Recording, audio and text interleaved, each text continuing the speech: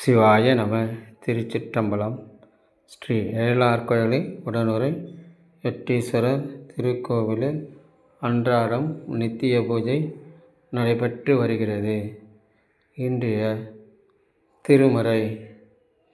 மற்று பற்றெனக்கின்று நின் திருப்பதமே மனம் பவித்தேன், பெற்றலும் பெறவாத வரம் வந்தெழுதினேன், கற்றவர் தொழுதேத்தும் சீர்கரையோர் பாண்டிக் கொழுமுடி, நற்றவா உன்னை நான் மறக்கினும் சொல்லும் நான் நமச்சிவாயவே, சொல்லும் நான் நமச்சிவாயவே.